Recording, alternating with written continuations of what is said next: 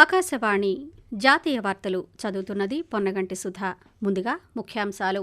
భారత స్వాతంత్ర పోరాటంలో దృఢమైన స్ఫూర్తిదాయకమైన యోధుడు నేతాజీ అని రాష్ట్రపతి ద్రౌపది ముర్ము పేర్కొన్నారు. సౌరశక్తితో విద్యుత్తును ఉత్పత్తి చేసి వాహనాలకు వినియోగిస్తే శిలాజ ఇంధనాలపై ఖర్చు తగ్గుతుందని, కాలుష్యాన్ని నియంత్రించవచ్చని ప్రధానమంత్రి నరేంద్ర మోదీ అన్నారు. గణతంత్ర దినోత్సవం సందర్భంగా భారత సైన్యం తన బలాన్ని ప్రదర్శించేందుకు సన్నద్దమైందని మేజర్ జనరల్ సుమిత్ మెహతా తెలిపారు. కుంభమేళా సందర్భంగా ఇప్పటి వరకు త్రివేణి సంగమంలో 10 కోట్ల మందికి పైగా భక్తులు పుణ్యస్నానాలు ఆచరించారని ఉత్తరప్రదేశ్ ప్రభుత్వం ప్రకటించింది. ఇక వార్తల వివరాలు. భారత స్వాతంత్ర పోరాటంలో దృఢమైన స్ఫూర్తిదాయకమైన యోధుడు నేతాజీ అని రాష్ట్రపతి ద్రౌపది ముర్ము అన్నారు.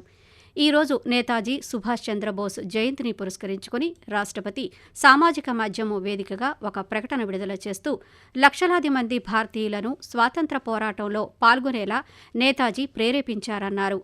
ఆయన దృఢ సంకల్పం, ఆజాద్ హింద్ ఫౌజు ధైర్యవంతమైన నాయకత్వం భావితరాలకు స్ఫూర్తిదాయకంగా నిలుస్తాయని వ్యాఖ్యానించారు. అలాగే ప్రముఖ స్వాతంత్ర సమరయోధుడు వీర్ సురేంద్ర సాయి జయంతి సందర్భంగా రాష్ట్రపతి ఆయనకు నివాళులర్పించారు. ఆయన పరాయి పాలనకు వ్యతిరేకంగా పోరాడి ధైర్య సాహసాలు, శౌర్యం, త్యాగానికి ఉదాహరణగా నిలిచారని పేర్కొన్నారు. స్వాతంత్ర సంగ్రామంలో నేతాజీ సుభాష్ చంద్రబోస్ చూపిన అంకితభావం, ఆజాద్ హింద్ ఫౌజ్ ఏర్పాటు ఆయన అసాధారణ దృక్పథానికి, పరాక్రమానికి నిదర్శనమని ఉపరాష్ట్రపతి జగదీప్ ధన్కడ్ పేర్కొన్నారు. దేశాన్ని పరాయి పాలన నుంచి విముక్తి చేయటంలో నేతాజీ శౌర్యం, జాతీయవాద భావజాలం అసంఖ్యాక భారతీయులకు స్ఫూర్తినిస్తూనే ఉందన్నారు. విద్యుత్ వాహనాల వినియోగం ద్వారా శిలాజ ఇంధనాలపై ఖర్చు తగ్గుతుందని ప్రధానమంత్రి నరేంద్ర మోదీ పేర్కొన్నారు.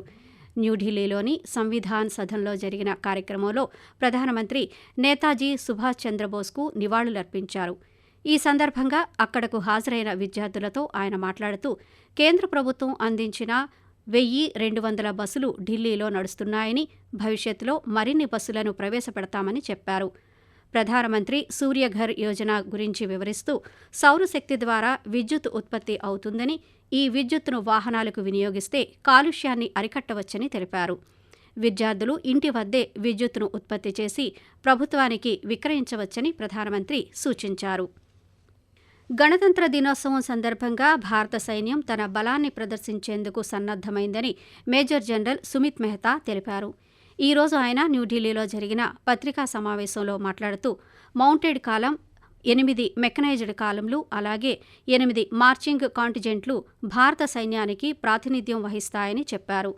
ఈసారి యుద్ధభూమి నిఘా వ్యవస్థ, ప్రళయ్ ఆయుధ వ్యవస్థకు సంబంధించి DRDO రూపొందించిన చిత్రణ 90 నిమిషాల పాటు జరిగే కవాతులో ప్రధాన ఆకర్షణగా నిలుస్తుందన్నారు.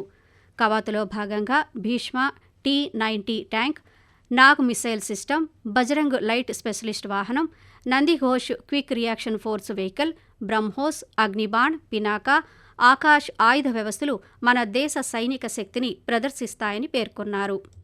जो राष्ट्र पर्व मनाया जाएगा उसके तहत एक भव्य परेड कर्तव्य पथ पर आप देखेंगे, जिसकी तैयारी पूरी हो चुकी है। परेड रायसीना हिल, विजय चौक से होता हुआ कर्तव्य पथ, इंडिया गेट, तिलक मार्ग और फिर लाहौरी गेट से एंटर करते हुए रेड फोर्ट तक जाएगा। परेड सुबह 10:30 बजे से तकरीबन 12:05 तक संचालन किया जाएगा। भारत की राष्ट्रपति ऑनरेबल श्रीमती द्रौपदी मुर्मू सलामी ग्रहण करेंगी और इस परेड के चीफ गेस्ट इंडोनेशिया के president honourable Shri Prabowo Subianto होंगे। కుంభమేళా సందర్భంగా ఇప్పటి వరకు త్రివేణి సంగమంలో 10 కోట్ల మందికి పైగా భక్తులు పుణ్యస్నానాలు ఆచరించారని ఉత్తరప్రదేశ్ ప్రభుత్వం ప్రకటించింది. ఈ రోజు ఒక ప్రకటన విడుదల చేస్తూ మకర సంక్రాంతి రోజున దాదాపు 3.5 కోట్ల మంది, పౌష పూర్ణిమ వేడుకలో 1.7 కోట్ల మంది సంగమంలో స్నానాలు ఆచరించారని పేర్కొంది. పండుగల సమయాల్లో స్నానాల ప్రదేశంలో భక్తుల సంఖ్యపై పరిమితులు విధించినట్టు తెలిపింది. అలాగే మౌని అమావాస్య సందర్భంగా కుంభమేళాకు పెద్ద సంఖ్యలో భక్తులు వస్తారని ప్రభుత్వం అంచనా వేస్తోంది. కాగా కుంభమేళా సందర్భంగా ఉత్తరప్రదేశ్ ప్రభుత్వం తాత్కాలిక ప్రాతిపదికన 12 లక్షల ఉద్యోగాలు కల్పించింది. భారత్ అమెరికా దేశాల మధ్య సంబంధాలు బలీయమైనవని, రెండు దేశాలు పరస్పరం విశ్వాసాన్ని కలిగి ఉన్నాయని విదేశీ వ్యవహారాల శాఖ మంత్రి జైశంకర్ అన్నారు. రెండు దేశాలు ప్రపంచ దేశాల క్షేమాన్ని కోరుకుంటాయని, అలాగే ద్వైపాక్షిక ఒప్పందాల సమయంలో వారి జాతీయ ప్రయోజనాలకు ప్రాధాన్యతనిస్తాయని పేర్కొన్నారు. ఆకాశవాణి జాతీయ వార్తలు వింటున్నారు. నేతాజీ సుభాష్ చంద్రబోస్ను స్ఫూర్తిగా తీసుకుని ప్రపంచంలోనే 3వ అతిపెద్ద ఆర్థిక వ్యవస్థగా అవతరించాలనే లక్ష్యంతో ముందుకు వెళుతున్నామని ప్రధానమంత్రి నరేంద్ర మోదీ ఉద్ఘాటించారు. ఈ రోజు నేతాజీ సుభాష్ చంద్రబోస్ 128వ జయంతి సందర్భంగా ప్రధానమంత్రి మాట్లాడుతూ, అభివృద్ధి చెందిన భారతదేశ లక్ష్యాన్ని సాధించేందుకు దేశ ప్రజలు తప్పనిసరిగా కృషి చేయాలన్నారు. నేతాజీ స్మృతి దేశాన్ని చైతన్యవంతం చేస్తూనే ఉందని, ఆయన ఊహించిన భారతదేశాన్ని నిర్మించే దిశగా మనం కృషి చేయాలని పిలుపునిచ్చారు.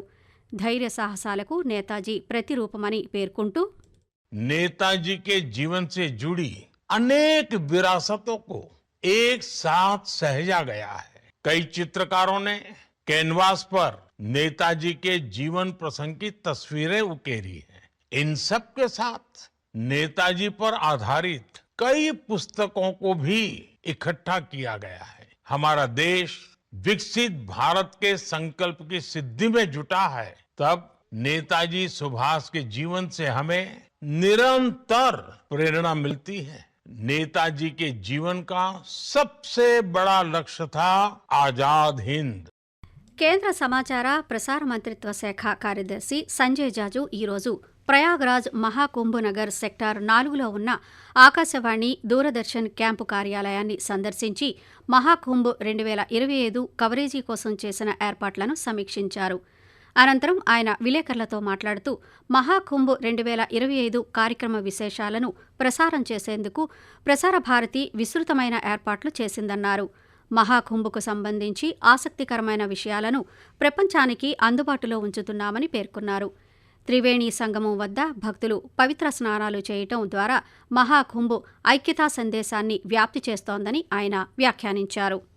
ఉద్యోగుల భవిష్య నిధి సంస్థ ఈపీఎఫ్ఓ గత సంవత్సరం నవంబర్లో 14,63,000 మంది సభ్యులను చేర్చుకుందని కేంద్ర కార్మిక, ఉపాధి మంత్రిత్వ శాఖ తెలిపింది.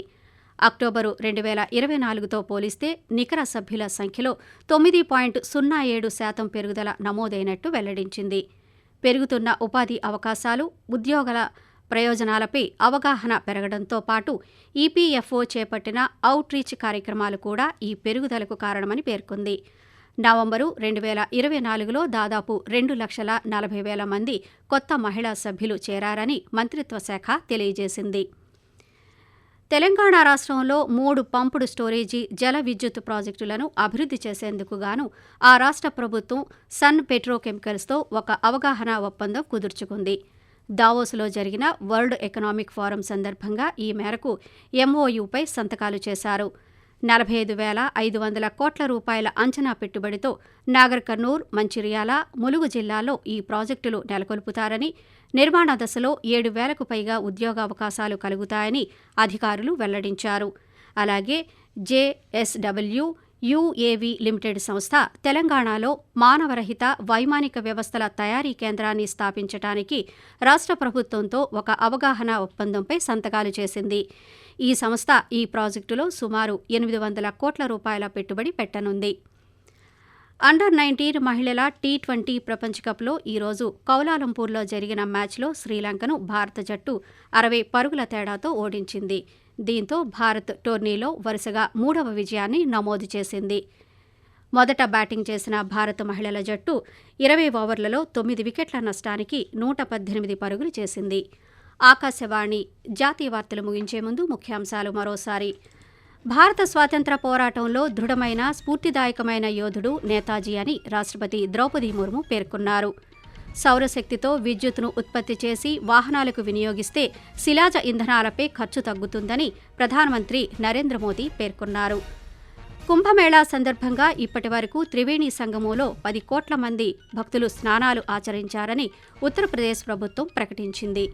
ఆకాశవాణి జాతీయ వార్తలు ఇంతటితో సమాప్తం. రేపు ఉదయం 6:45 ప్రాంతీయ వార్తలు వింటారు.